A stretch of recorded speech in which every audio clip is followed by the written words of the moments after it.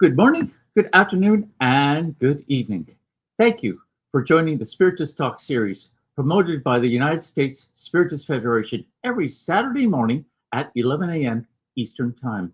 I'm very happy to host this talk by Glaucio Pessoa, who will be leading our live with the theme In the Company of Wolves. Let's all give Hello. Glaucio a very warm welcome, and please allow me to introduce him before he starts his presentation. Glaucio Pessoa has been active in the Spiritist movement for over 41 years. He is a co-founder of the Caritas Spiritist Group in Atlanta, Georgia. Formerly, he served as communications director for the United States Spiritist Federation and as vice president of the Christian Spiritist community of Atlanta. He has a special interest in the dissemination of Spiritism in English, especially via technology solutions. Glaucio holds master's degrees in both business administration and electrical engineering, and currently works as a senior technology program manager, focused on machine learning and cloud computing.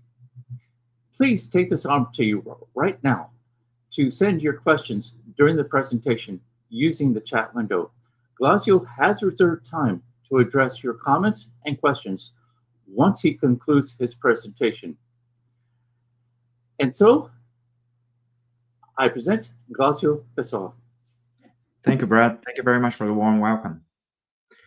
Good morning, everybody. Good evening. It's always good for us to be here and have conversations and talk about the gospel and to review a lot of the teachings that Spiritism provides to us. So, yeah. So, our conversation today is going to be about described in Matthew chapter 10, verse 16, in which Jesus explains to us that, behold, I send you forth as sheep in the midst of wolves. Be you therefore wise as serpents and harmless as doves. So before we start with the commentary, I'd like to share a tale with you, and this one is from the book Tales from This Life and the Next.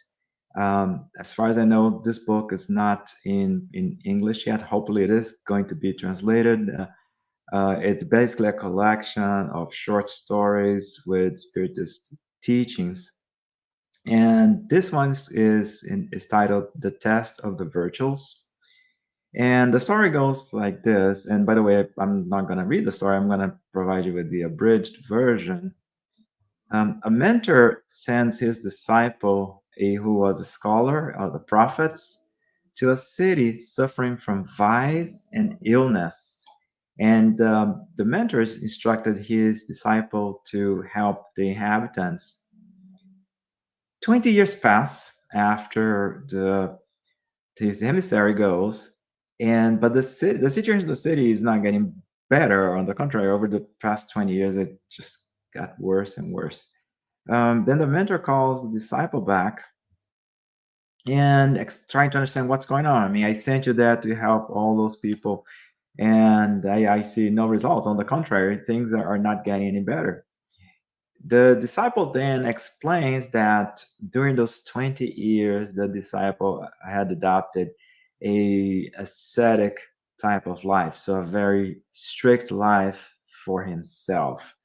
So one of the things that he did was to isolate himself in the countryside and was living in complete silence and prayer. So basically, he was living somewhere in the boonies and didn't talk to nobody. He was just praying, and the disciple only dressed in white and was only eating very healthy food, just herbs, and was sleeping, believe it or not, in a bed of nails without covers. And the whole point of that was the disciple wanted to be an example of virtue to all those people. And the mentor was listening to all that account, and he acknowledges that the disciples' dedication and intentions were good, but he was critical of the lack of practical action and connection. So basically, yeah, the disciple was trying super hard to do all these things. But how was he benefiting anybody? He wasn't even benefiting himself by sleeping in improper conditions. And also, the disciple also wasn't connecting to other people. So, how can you try to do all those good things, but you're not interacting? There's no rapport with that population that, according to the story, was in a bad situation. So, uh, so basically, even though his practice was with similar virtual practices, but they prevented the disciple from being of help to anyone.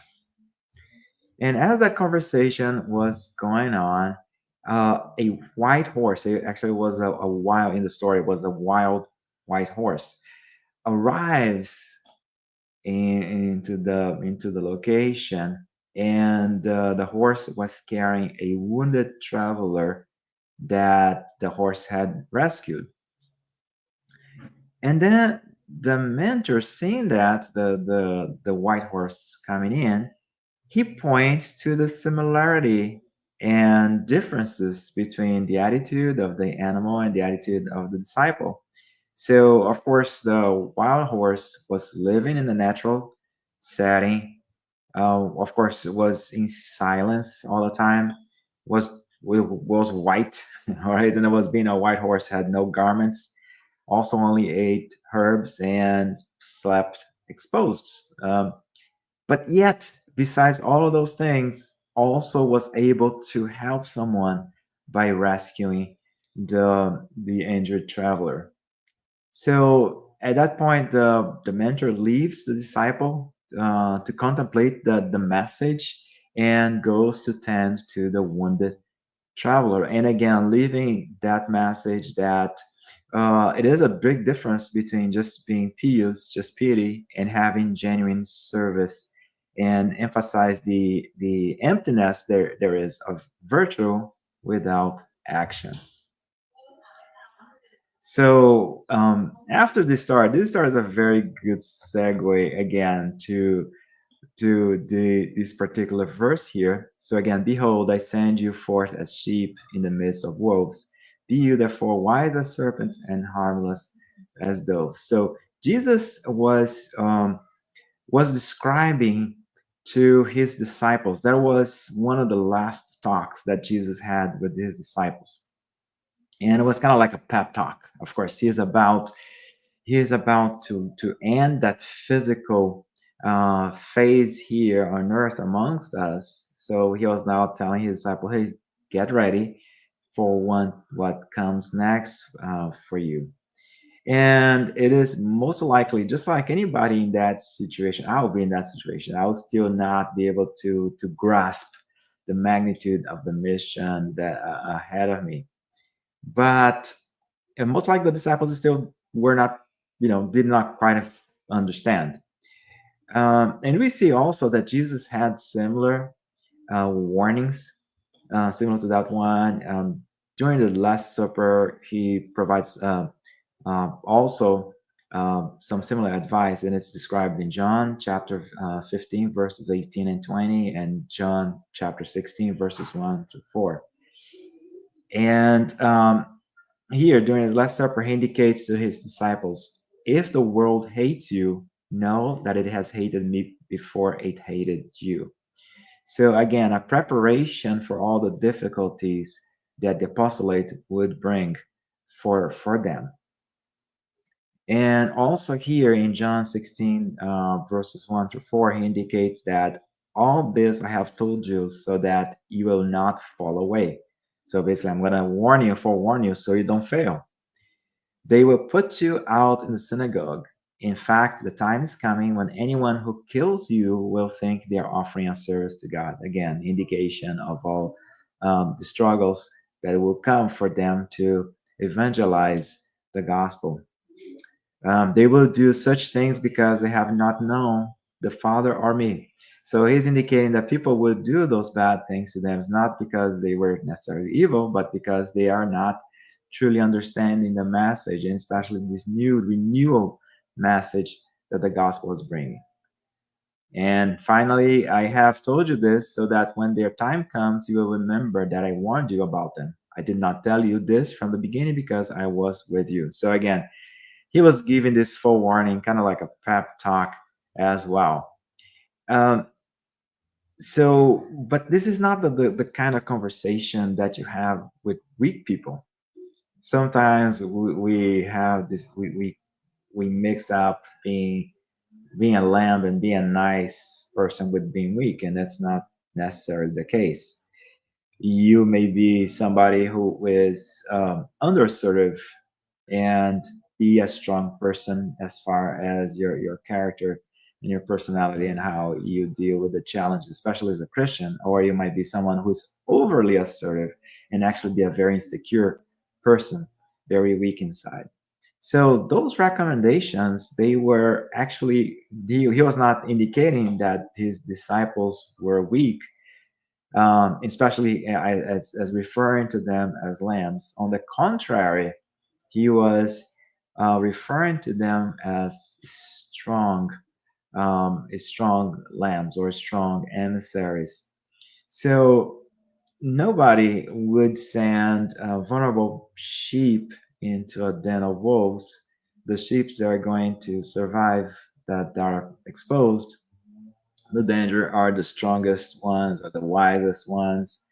So so again, so actually, it was he was indicating that in the work, it would be necessary for them to have tenderness, but also magnanimity, and not to weak and indecision. So a lot of times as Christians, we mix those things up. We see that you being tender and you being magnanimous might be a sign of weakness. No, it is not. It is, on the contrary, is actually a sign of strength and a size and an indication of decisiveness.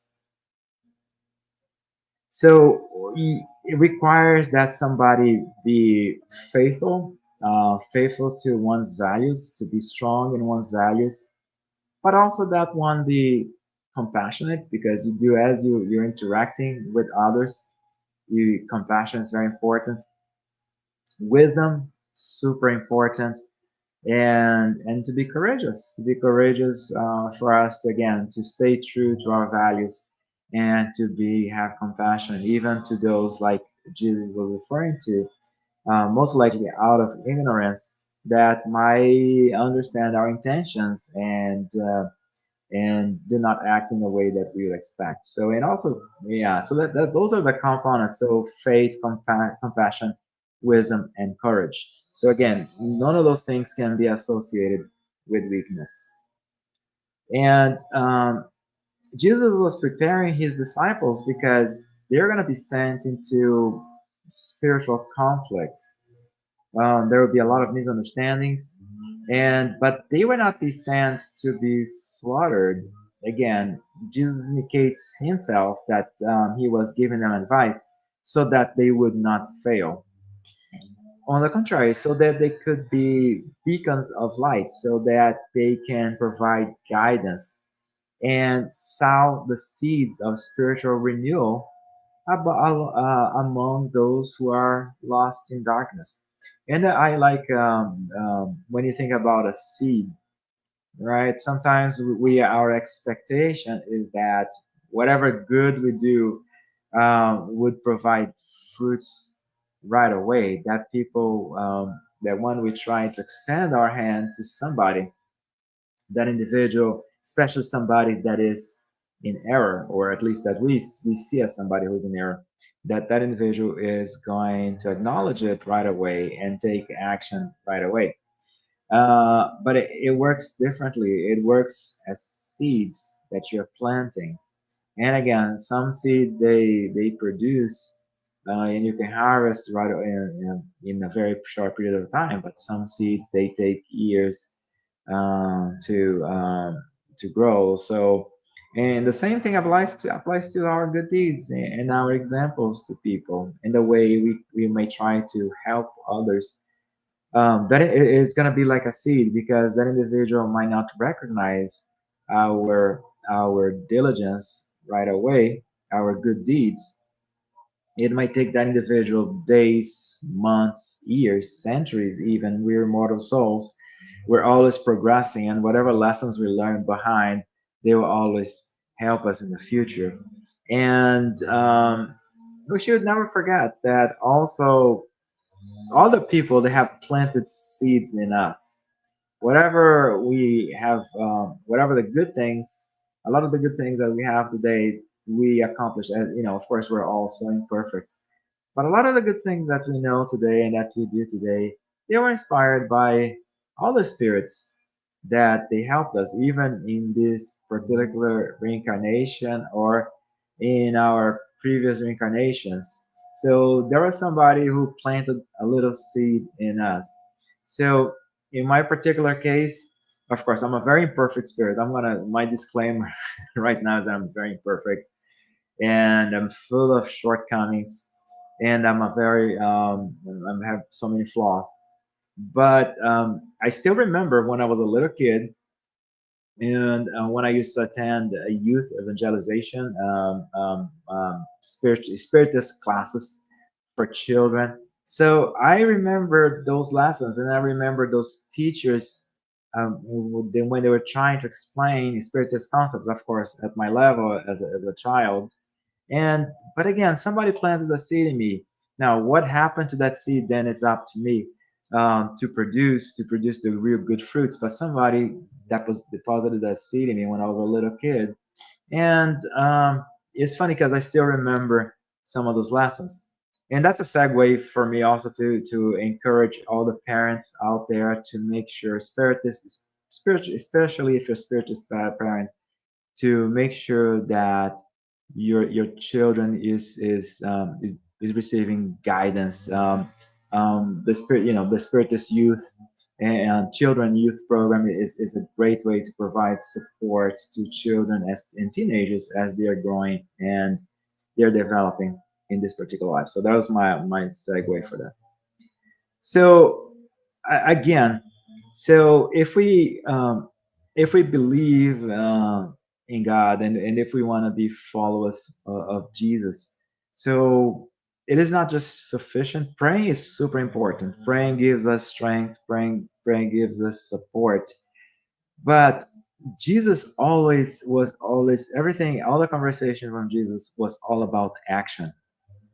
And Jesus indicates here, he says, "Go, I'm sending you." So that means action. So that doesn't mean that you're gonna be waiting, right, for others to come to you. You're gonna go and help others. You're gonna go and interact with other individuals. And Jesus says, "I'm sending you." So that's a direction that we are receiving to move forward. And faith requires action, therefore, not just devotion. Of course, it's great for me to for us to have faith and to be connected with God and to worship God. That actually one of the natural laws of the universe. However, it does require action, and Jesus' message is always about action. And it's not easy. It's more like a battlefield if you want to be a Christian, especially if you want to be a true Christian, a true follower of the teachings. So I can be we're so, as human beings, we're so used to labels. I can have this label of Christian, and I can have a super big label saying, "Hey, I'm a spiritist." But again, it is in my experiences on Earth that I will actually put those into practice. So, and that was the reminder here. And it's interesting that, of course, when Jesus was referring to wolves, and he doesn't make mention to that in the other passages um, in the Last Supper as well, in John 16, 1 through 4, and 18 through 20 as well, that this definition of of a wolf is not necessarily somebody that is evil, because in reality, we might think as a wolf as a dangerous animal, but a wolf is a wild animal. A wolf does not know any better. When the wolf is hungry, the wolf goes out and hunts. So it's basically an animal that is a predator. The predator tends to be more aggressive, but it you needs to have the benefit of the doubt. The wolf does not know any better. So as we are interacting with people, we're interacting with people that do not know any better. There are people right now. So right now here in Atlanta, it's a Saturday morning. It's 11:21, and I'm here, and several of you are here. Brad, it was is here supporting us here as well. So and we're here, and we're trying to have a conversation about the gospel and about spiritism.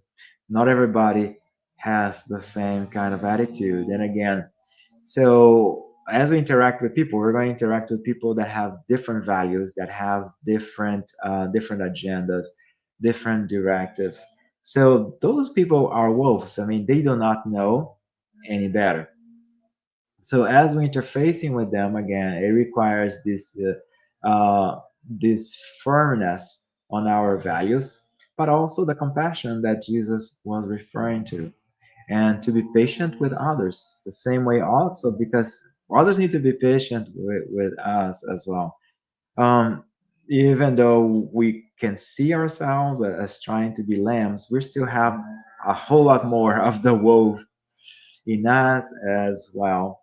So it is up to us to control our tendencies and actually to show our best, not to show the wolf side, even as dealing with wolves, but show this side of us, this compassionate side, this true Christian and Spiritist side that has a little bit of enlightenment. So whatever enlightenment we have, why not share with others? So basically, this in this, and also we have to. Jesus gives us a command. He was an imperative. I am sending you. So I am sending you. That is imperative. Um, and so we have to seek those who need our help, and not to wait for those to come to us. So we gotta be active. We gotta be putting in our contribution into the world, into the betterment in whatever we can do. Some of us can do some incredible, can accomplish some great things in science, in religion, in politics, what have you in our community. Some of us can do it. Some of us can can do less or have a less of a mission. But again, regardless of what we do, let's seek out what can be done and in what we can be of value to the universe. And it is quite interesting. Now, it is not easy, and we do complain a lot about the difficulties, and not to say the suffering, but think about the example that the Lord and His followers have provided to us. So when Jesus came, again, a very high, very a perfect spirit, the most perfect spirit to whoever incarnate on earth, the governor. Jesus is the governor of our planet. Um, so we see here that Jesus comes and goes through the cross, has to suffer cross, has to have to go through martyrdom, and so did their followers. But again, their example of that is important to us, because even with all the persecution that they faced, they remained steadfast in service, and never retreated from their mission. They never looked back, and they've never. Of course, there were drawbacks. There were moments of weakness, um, but for if you do the checks and balances, you're gonna see that, especially the disciples, they did not forfeit their mission. So again, that's the example for us. So, and the call of Christ, as far as that goes, remains, because we must go to the world, and we should not face the world as enemies, but ambassadors of peace of and eternal life.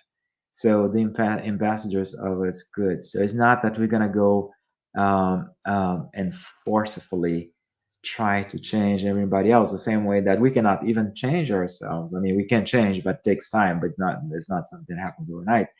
So instead of us going to the world and being defensive about it, On the contrary, bring peace and show a good message. So Jesus was reminding us that we have to be both compassionate and unwavering in our service to Him and the world. There's a very interesting passage here. Emmanuel in the book, "The Way, the Truth, and the Life," he reminds us that, quote, "It is imperative to walk in the direction of the wolves, not as beast against beast, but as ambassador lambs, not as emissaries of death, but as givers of eternal life." So again, Emmanuel is reminding us the need for us to go where there's a need. So, and there's so much need in the world. We think about the material needs, and but there's so much need of this one-on-one, so much need of the human interaction, but the positive, the constructive human interaction, and why not to say the the Christian and the spiritual human interaction. So, but not as beast against beast, right? Because if I'm, the world is, we live in a world of trials and atonements. So it is an aggressive world. We're still just a second order world on the scale. So on the scale of the evolution of the world, so it is tough. But again, am I going to be facing the world as a beast? Am I going to be interfacing with others as a wolf with all the aggression? Or should I be as a lamb? Because now I know better. Should I show that side of mine as the wolf, as the beast, this animal side? Or should I behave as a spirit that is trying to put into practice what he or she has been learning for centuries, not just as a spiritist here, but in all of our, not centuries, and thousands of years, as our process of evolution. So what I'm going to present, I'm going to present the animal side of me, the primitive side, the instinctive, aggressive, defensive side of me, or am I going to show interface with others in an enlightened manner? And Emmanuel points out something very interesting: not as emissaries of death, but as givers of eternal life. And there is so much that we can extract from here, because again, we're not gonna be. That doesn't mean that we're going to be nullifying ourselves to others. On the contrary, we're going to be providing enlightenment. Where the Jesus, even though in the gospel we see struggles with Jesus, we see all the struggles with his disciples. The most important thing is that Jesus' message is not about death and is not about suffering. Of course, suffering comes into play just because of our level of development, but the message is a message of eternal life. Is a message that, hey, always look from things from a higher perspective, because that's what really matters for you. And again, givers of eternal life, you're going to be providing something good to others. And it is, why not? Well, if you're, of course, if you're a Christian, why not provide to others what the good things that Christianity has taught you? And especially if you're spiritist, why not share with others the gifts of enlightenment, of peace, that spiritism provides to us every day as we learn more, as we go through, quote unquote, our sufferings here on earth. What kind of comfort does spiritism offers us? A great comfort for us to go through the ups and downs of our lives, as we face them, not so much as spirits that are going to be just have one shot on earth, or even where there is with a materialistic view that this is the end. No, spiritism offers us this view that, hey, whatever years I spend on earth, may I spend here 7 years, 80 years, 10 years, 20 years, 100 years, it doesn't really matter, because this is a moment, it's a short, brief um, point in time in my eternal life. So it's great for us to have this perspective and share that perspective with others, especially with our attitudes.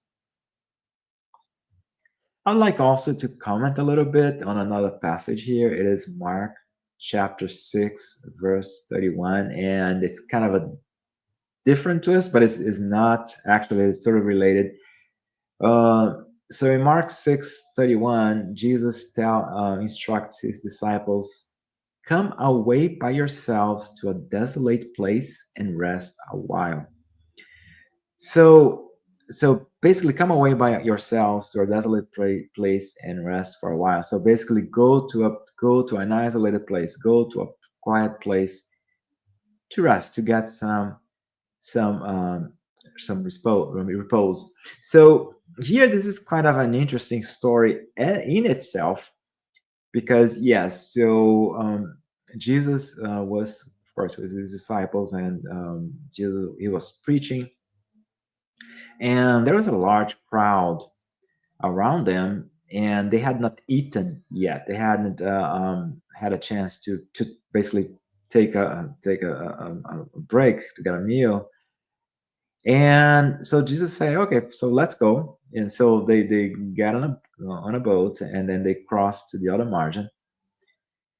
And the interesting part of it is that, as they, of course, as they're going, they're not fast enough, and now all the people, all the multitude of people, they were actually they arrived at the other side before them. So, and so the interesting part of the story here is that, and again, and that's when there are, it's according to the story, there's 5,000 people there. And then Jesus continues preaching, but then there isn't enough food, and everybody's is hungry by now.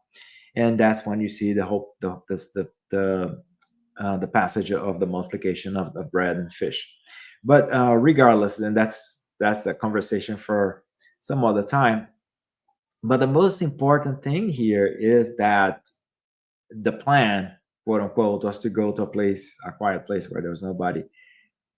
And yet, when they get there, they are surrounded by people.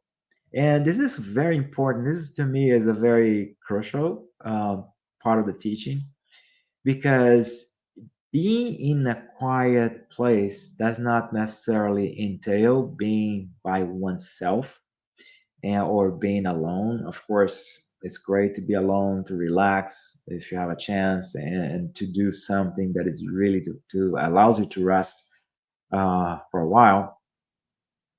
But and then when Jesus and his disciples, they're there, they again, they're surrounded again, they're not alone. But what happens is that they are still in a quiet place. They still have a moment of reflection, even being in a crowd. So that the teaching is actually deeper than it seems just in the verse here, because it indicates to us that you can be in any circumstance that you might be. You might be surrounded by people, you might be by yourself, you might be in an urban environment, in a rural environment, you might be in a very busy thoroughfare, or you might be somewhere in somewhere in nature with nature. What the peace and quiet that you're gonna have, this restful moment, is gonna be within yourself. You create that moment. So even though at face value you might say, Jesus was indicating to us that we should find a quiet place and isolate ourselves. No, on the contrary, the teaching here, and if you look at the whole context of this situation, is that again, this quiet place you're gonna find, it's inside of you. And you might be going through, might be going through some very harsh circumstances, and you might find that peace within you. Or you might be in a very pleasurable situation, and you might still be struggling yourself. So this quiet place is for you to find in yourself, for you to nurture in yourself. And again, it does not contradict the whole idea of being in the company of wolves. On the contrary, it reinforces the fact that again I can be with any company, with anybody, regardless of number of people, regardless also of the attitude of those around me, and I might still be in peace. There is a very interesting book, and I believe that it either has been translated yet, or it is in the process of being translated. It is called Religion of the Spirits, and I love this book because it provides messages actually from the spiritual world, and in each chapter is a different message. I simply love this particular book. It's one of those spiritist books that has a teaching for every circumstance. So I'll definitely it's definitely one of the ones that I definitely recommend. And in chapter 17, there is a commentary about Jesus and humility, and we see here again Jesus is our model and our guide.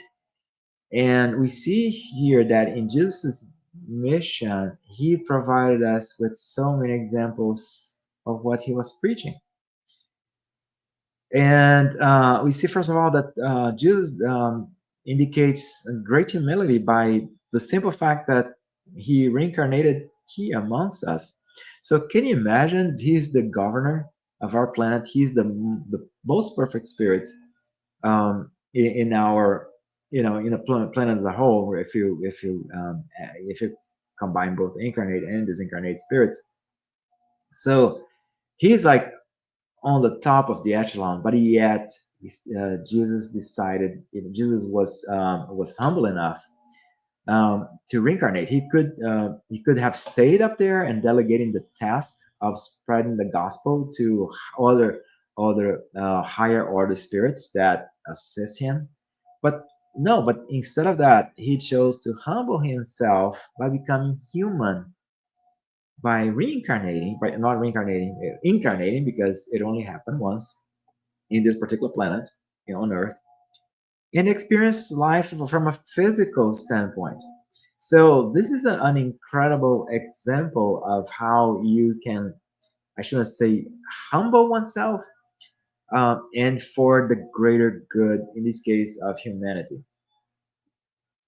Another interesting, two other interesting examples, and when you talk about the lambs and wolves. So Jesus was very wise when he used quote unquote strategic retreat, lack of a better word. When Jesus was faced with Herod's threat to his life as a child, Herod had a decree to um, to eliminate children, all the children, all the male children, because Herod was afraid that there would be basically due to the prophecies, a king uh, would be born. So Herod was afraid of that. So, but yeah, Jesus could have used again as a high spirit, even though Jesus was by physical standards, by our standards, was a baby. Jesus could use divine power to retaliate or to avoid that situation. There are so many subterfuges that could be used, but again, what happened? No, he just withdrew to safety. And also, when Jesus was challenged by religious authority, of course, later on in Jesus' mission, when Jesus was challenged by religious authorities in Jerusalem, so he didn't force any acceptance from anyone. He actually decided to move his ministry to other places and to talk to other people, to talk to those individuals who were receptive of his teaching. He also did a great job of outreach because, first of all, he did not condemn Mary Magdalene, despite her past and her errors, but he offered her acceptance and guidance. And Mary Magdalene did become, even though It's not well documented in the gospel, but Mary Magdalene was a very active follower, actually a very active disciple of Jesus as well. She had great contributions. So, but you see, it's just like he gave her a chance because he saw the potential in her, despite all of her past shortcomings. And another thing also is that he as far as ministering to the suffering, so directly he was interfacing directly and helping those who suffer by performing cures, both physical and emotional, mental, and moral, if you want to, moral healing as well to all of those. And again, he could have sent emissaries. He could have incarnated with a group of people, a larger group of people besides his disciples. He could have just sent his disciples, but instead, Jesus did it himself. Again, being amongst others and using all the healing power and his healing knowledge and his knowledge about fluids and about the um, how to manipulate fluids and energy and to help others. So again, and he was there again together with surrounded by crowds of people.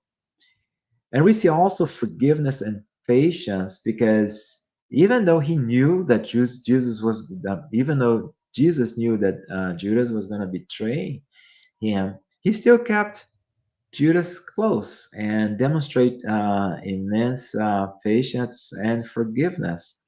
As a matter of fact, one of the first things in the spiritual world, when Jesus returned to the spiritual world, one of the first things was to visit. He went down to the lower zones, to the what quote unquote umbral.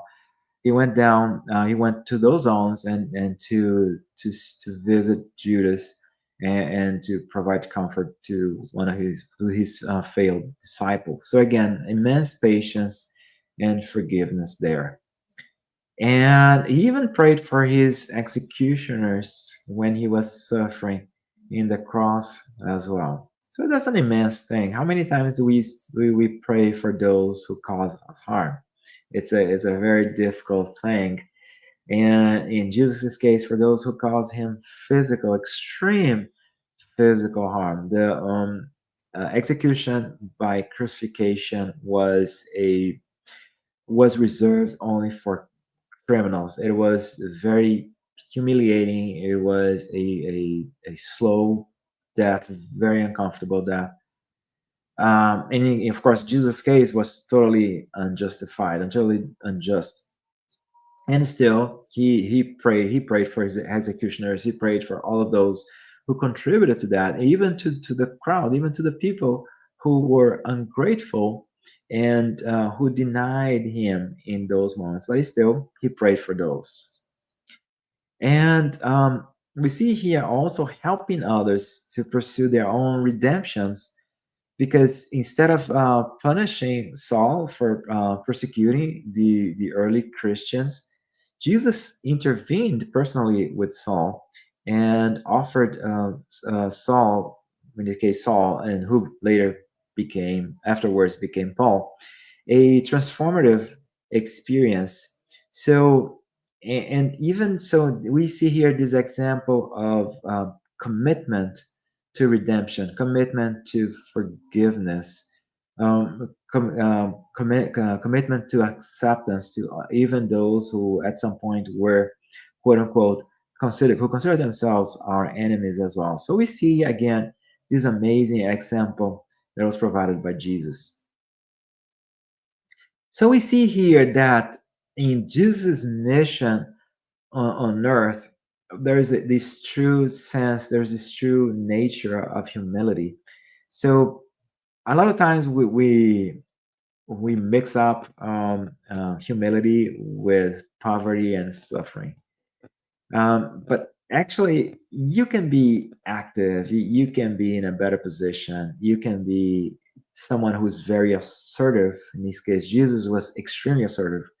And Jesus was extremely assertive, extremely wise as well, and to the point to be cunning, but not cunning in a bad manner, but cunning to understand the intentions very clearly of those around him.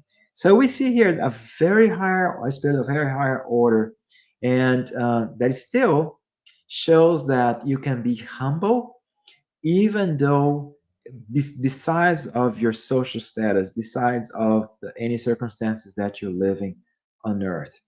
So one's power is not about self-aggrandizing, but I am powerful as I serve others and as I uplift others.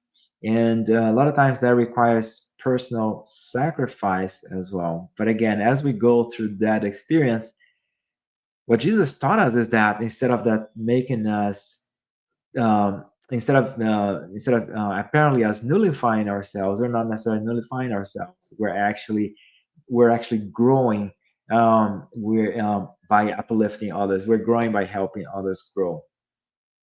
So again, we should always use our own light to help others find theirs. So there was a very interesting comment again in the book Religion of the Spirits about Jesus's mission and especially his humility in the course of his incarnation on earth.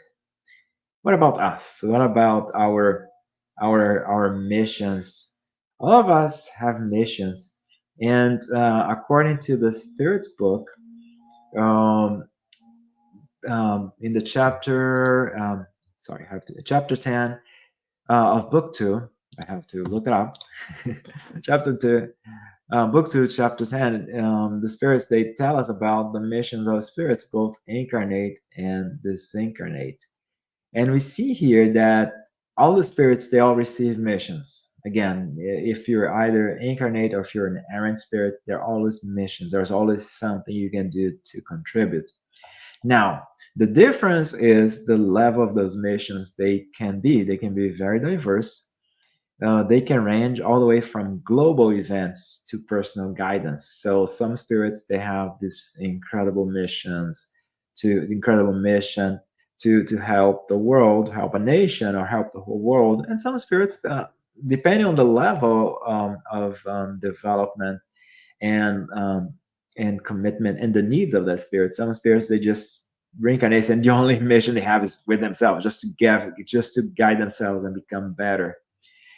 However, that purpose is always good. And a lot of times, as we are reincarnated, we might not truly understand what those missions are. But again, it's always for a good stance. And we just in the U.S. we just had our presidential elections. So just imagine, and again, regardless of ideology or political party, regardless, an individual who is elected to be the president, to oversee a nation, that's a great responsibility.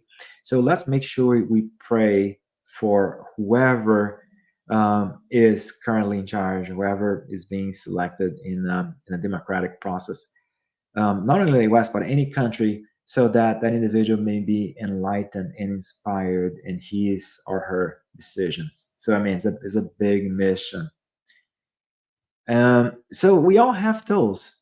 And we all have this chance, as we have this our missions, we all have a chance to contribute to God's master plan. Again, some spirits, they are committed to a whole nation, to a continent, to a whole world.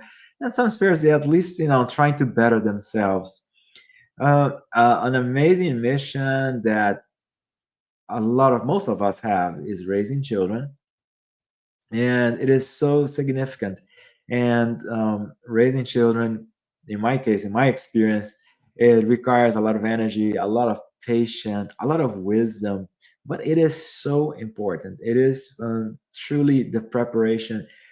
In the Gospel according to Spiritism, the Gospel according to Spiritism reminds us as parents our importance in guiding those reincarnated spirits as they start their mission on earth. That's our chance to provide a good direction for those spirits, even though the spirit that might reincarnate in my home might be a spirit that is as old as I am, or even much older from a spiritual standpoint, spirit that's been around for a longer period of time, but it's still, as that's been in the during childhood and during the teens, is a chance for us to provide good guidance for those spirits. So it's an amazing mission that most of us have, and even if for those who do not have children, again, to interact with the children of others as well as an opportunity to provide good guidance, to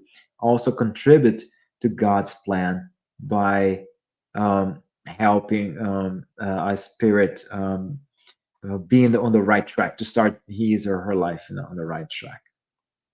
And an interesting thing also, according to Spirit's book, is that even if it fails, even even if we quote unquote fail on our mission, it's still there's a contribution to the overall progress, because we have this concept of failure as defeat, and not necessarily a failure is not necessarily a defeat. A failure is an opportunity for transformation, it's an opportunity for knowledge, an opportunity for learning.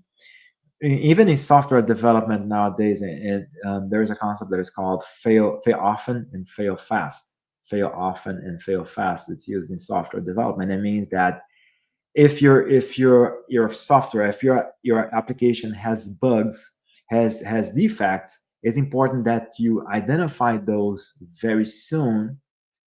Or in other words, it's important that the application shows those symptoms very soon, and that you correct them very soon. So it's an interesting concept that we see in technology, that it in a sense also applies to us, believe it or not, as evolving spirits. Is whenever we fail, whenever we realize that we have shortcomings, let's address those as soon as possible. And we see here that as spirits, we are active and we can engage in various ways, but we can always serve God and contribute to the harmony of the universe. Again, some our contributions are immense. There are actually spirits that governed whole galaxies. There are spirits that are at such a high level that they can be assigned that level of responsibility. Some spirits, they govern planets, just like Jesus, for example. And some spirits have missions with nations, with countries, and some spirits with their homes, in what they contribute to their homes. And some spirits, at least all they got to do is just help themselves, at least pull themselves forward, so push themselves forward. So it depends on which level, but we all have our different missions. And regardless of our mission our missions are, we can always contribute to the betterment of the world. So I'd like to close here with some comments. So first of all, being a Christian, and especially being a Christian and a spiritist is challenging and demanding. It requires at times self-denial, because again, we're going to have to curtail several passions and several shortcomings, but also implies service as well. Also being active. Again, Jesus mentioned, "Go, I send you," so it means be active, being an active participant. And perseverance. Do not give up. Do not give up in our values, and apply what we know. And seeking an easy faith is a contradiction. There's no circumstance. And again, with of course we're having a spiritist conversation, but regardless of the belief system that you believe in, so there's no such thing as an easy faith. So that's a deception. Jesus' teachings, they do emphasize love, forgiveness, and a narrow path to salvation. So it requires us to have this love for others, love for our family members, for our friends, for our community, for those around us, even love for our enemies, as well, or those who consider themselves our enemies. Forgiveness, so we can keep always moving on. If we do not forgive, that truly holds us back. So forgiveness keeps us moving on, and helps us keep our service, keeps us serving others as well. It's a narrow path to salvation, so that we shouldn't not make any illusions here that it's going to be easy. It's a narrow path, but again, it's doable. We can suffer as Christians, but again, but the it comes with the job of being a Christian. But it leads to spiritual growth, and that's the most important part. And especially as spiritists, we see this from a higher position. And and again, to finalize, Christianity and Spiritism, Christianity, and also, and that includes our Spiritism, is not just about hope and love. It is about hope and love, but also hard work and sacrifice as well. So thank you so very much for opening up this time. Let's have the conversation. And hey, Brad, do you have any questions or comments that we can talk about? Thank you very much, Glaucio, for the wonderful insights and reflections you provided us today. Uh, Everyone, please stay with us for the Q&A session, which will start shortly after just a few announcements. There's a virtual course, Introduction to Mediumship. It is a free virtual course for beginners, provided by the U.S. Spiritist Federation, who is thrilled to invite individuals eager to explore the realm of spirit communication according to Spiritism. Check out the new course at the learn.spiritist.us website or scan the QR code on the flyer. And be certain to check out the continuing podcast like series, Psychology and Spirituality, A Bridge to a Better Life, based on the works by Joanna De Angelis. A new episode appears every Friday at 7 p.m. Eastern Time. It is available on YouTube and Spotify. Are you curious about what lies beyond the veil of death? Join us on a profound journey of exploration as we delve into the mysteries of the afterlife with a new book, Transcendence: Life in the Hereafter by Gisada Cornwell. It is available at spiritistbooks.us store. There is also a wonderful Spiritist app, Be My Hope, available from the App Store and Google Play.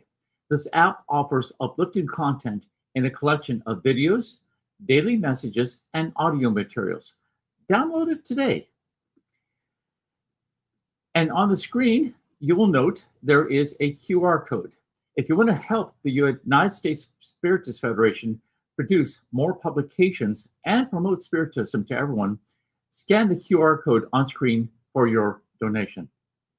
Now, let's start addressing the comments or questions from the audience. There's still time to send in yours.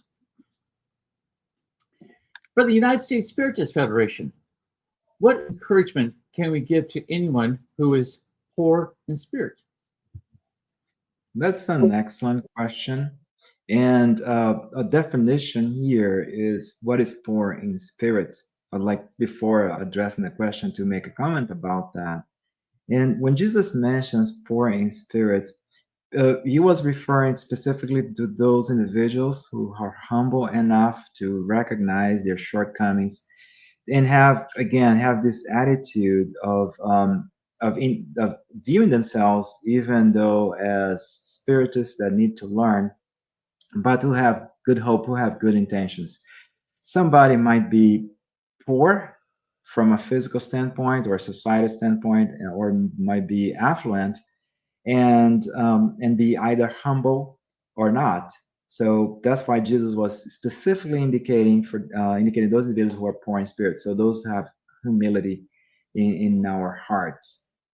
And what encouragement should we give to those who are poor in spirit? That whatever you do, whatever contribution you can do to others is very important. Being on the right path, even painful as difficult as it is, again, as spiritists, it provides us growth in the long run. No matter how difficult life might be for us today, whatever circumstances we might be going through today, those serve to us as building blocks. So as I am going through life, instead of having this attitude of prepotence and arrogance, which would not pay off in the long run, it is better for me to maintain my attitude of being a poor in spirit and have true humility so I can face the different stages of life. There's that famous saying, and the anecdote, the tale says that it was King Solomon, but it wasn't necessarily King Solomon, and indicates what should you do, and or what attitude should you do having life for good, both good moments and bad moments, and it is these two shall pass. So no matter what circumstance, life is going to give us these ups and downs, these moments of trouble and these moments of joy, but it's important for me to be to be poor in spirit first of all. So when I'm down, I recognize that whatever I'm going through right now, I have this humility to overcome that and see myself as a spirit that's going to grow with that experience. And also when things are looking up for me, when things are good, have this humility, being poor in spirit as well. So I can also indicate this is a good moment. Let's make the best thing that the best that I can do of this opportunity to enlighten myself, to enlighten others as well. Thank you very much for that. So, from the U.S. Spiritist Federation, how can we discern between true and false teachers? So there's a very good explanation about that in the Gospel according to Spiritism, and it is very clear to indicate that you can classify a tree by its fruits. So any kind of teaching that is going to provide growth, that is in line with the teachings of the gospel, the true teachings of the gospel, the true teachings of Jesus. And of course, as spiritists, the conversations that are in line with the teachings of Spiritism as well, those would be characteristics of a true teacher, as opposed to one that we're classifying here as a false teacher. And the most important thing is also in the medium's book, Kardec emphasizes in the case of a medium, what it applies to anyone, the need for us to understand, because we need for us to study and to discern, study Spiritism in our case, and study the teachings of the gospel so that we can identify any kind of quote unquote red flags that might be in a teaching. So that's what I love about Spiritism, because it gives us this chance to always question different, and I question not in a bad way, but question to think about things in the back of my mind and understand, and to have this discernment. Okay, is this really good for me? Is it really in line with all the teachings of, again, of the gospel and Spiritism? Should I accept it or not? Now, if you're confronted with someone who is with quote unquote um, a bad teacher or a false prophet, again, you got to recognize also that you need to have the compassion for that individual, because there is whatever reason for someone who be teaching misinformation for you. That individual either doesn't know any better, actually has good intentions, but is trying to teach what he or she knows, or that individual has some sort of malice. In this case, you have to have also compassion for that person, because there are consequences, spiritual consequences, if not material consequences, but also spiritual consequences to any of our actions as well. So have compassion and to pray for that person, because that person needs to find a path of enlightenment. Thank you. Very encouraging and good, helpful thoughts. From Andre Bevilacqua, what might wolves represent in today's world when sharing one's beliefs or values? What wolves represent in today's world when sharing one's beliefs and one's values? So I'll try to take a jab at it. And Andre, if I do not answer your question, feel free to send another comment. So as in this case, we're spiritists, so we do have our values. So we share our values with others. with our actions, well, of course, with our conversations, which are very important, but most especially with our actions as well.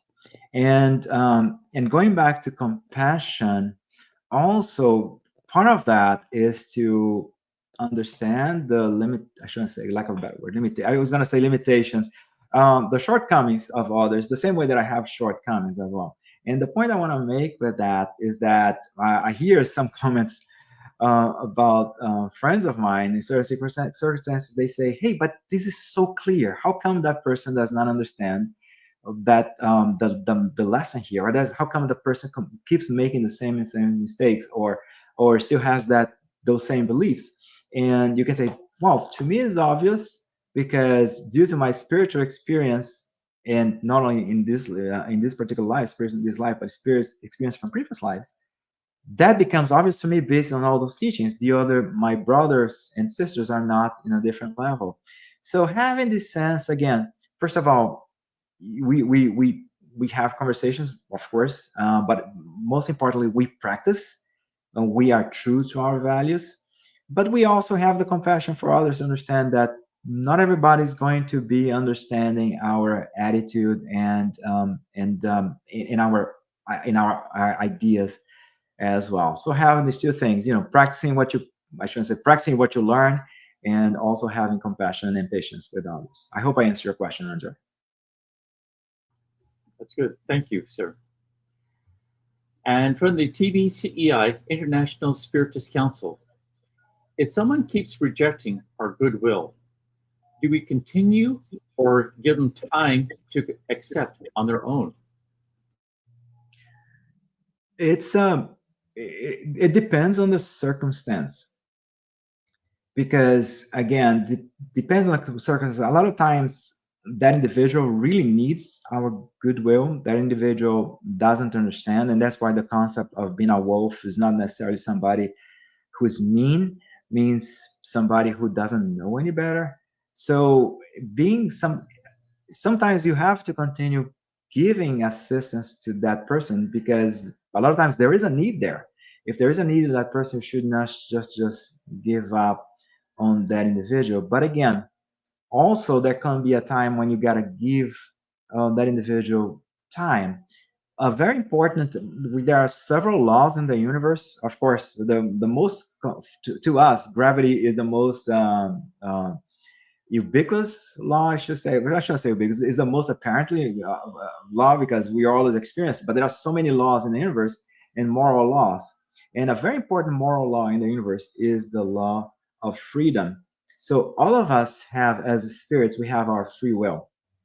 So I should also respect somebody else's free will as well. So I try to help, but again, like the question indicates here, there could be some point that it is going to be beneficial for me. Actually, I would be in line with the laws of the universe to give that person some space to exercise his or hers or his or her free will, and to learn with that.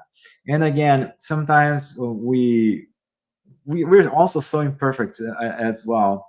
So at the same token, so many people also give us their time as well. Jesus has been given his time to us. Of course, he came and he taught, and he keeps sending his emissaries, but he's been giving us our time for millennia.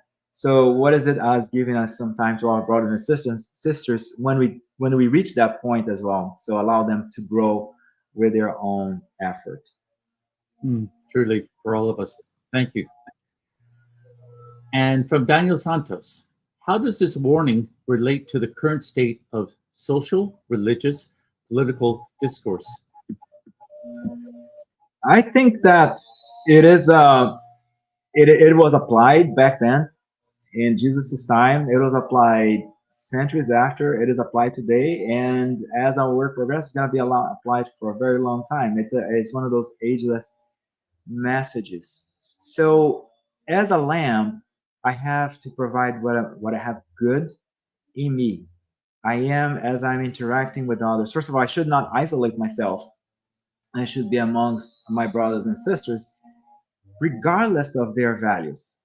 Somebody's political, religious, ideological views, they are the result of they have a contribution from the environment from this life, but also contribution from past experiences, because we're mortal souls. This is not just our first experience, and I should say it's not our first religious, political, social experience.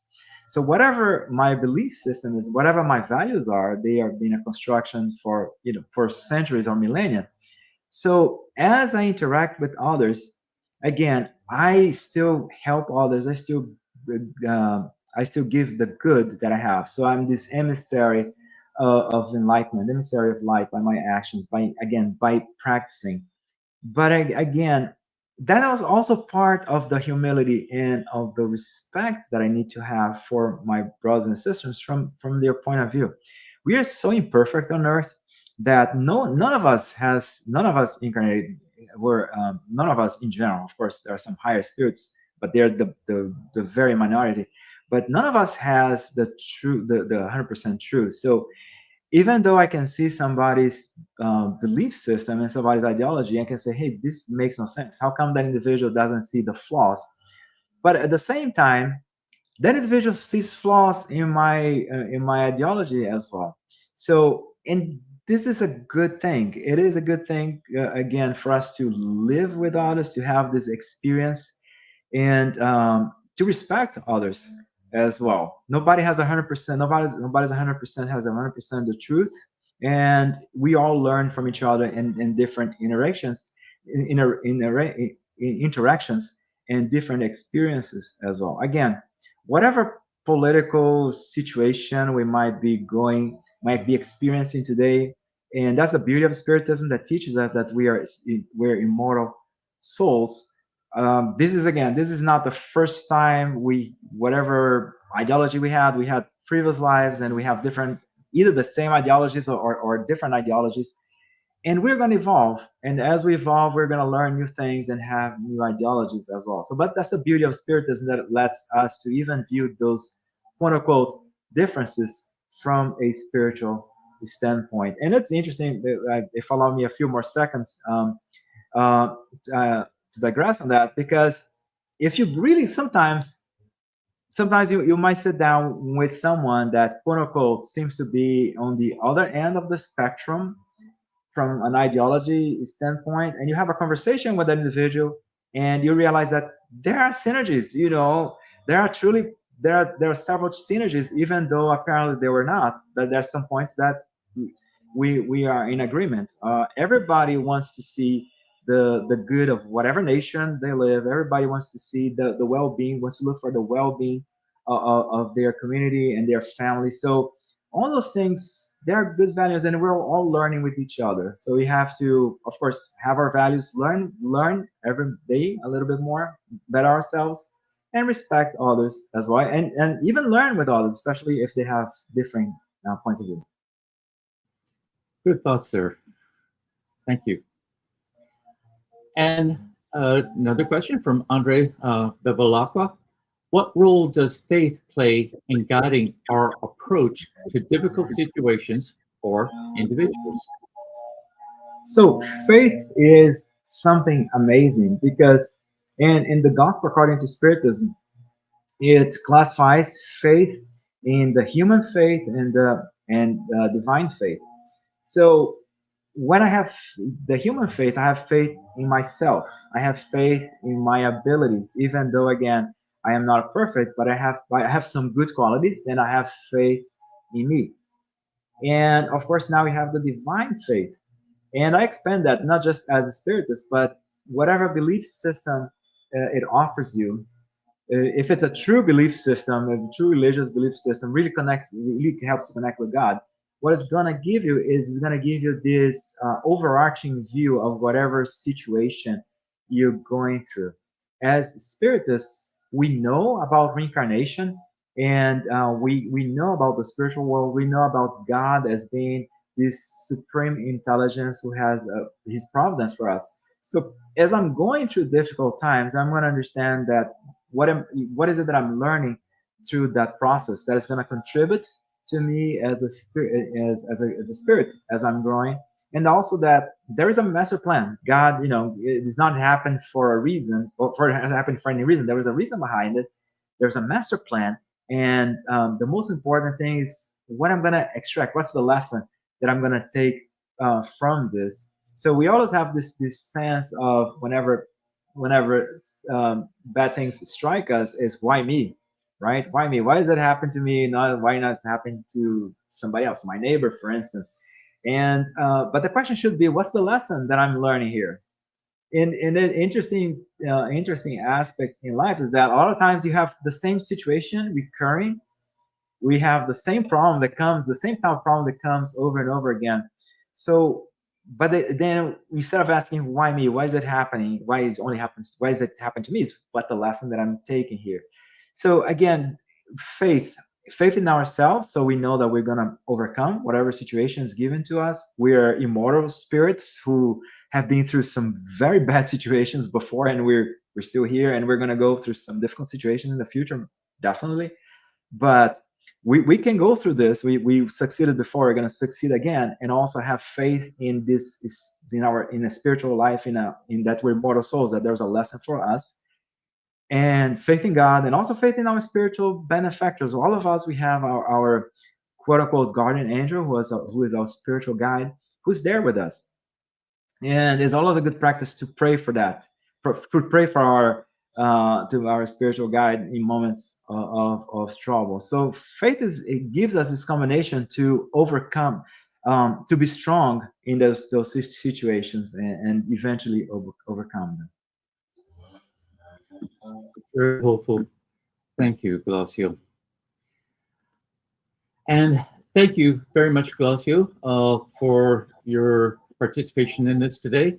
And many thanks to everyone who's watched today's Talk Live and those who have been following our weekly Spiritist Talk series. Next Saturday, November 16th, we will host Flavio Zanetti speaking to us on the Spiritist view of Jesus, our beloved Christ. Glaucio, before we close the live, would you please offer a prayer? Sure. At this moment, let's close our eyes in prayer and thank God, thank Jesus for all the messages that were conveyed to us in the past through the Old Testament, the New Testament, that Spiritism also brought to us in an enlightened manner. Those are also important. But also, let's develop in ourselves the wisdom, the strength, the conviction, so we can apply those in the different circumstances. Life is not always easy here on Earth. As a matter of fact, there are so many troubles in planets like the Earth, so many difficulties that we go through. There are good moments, but there are challenging moments as well.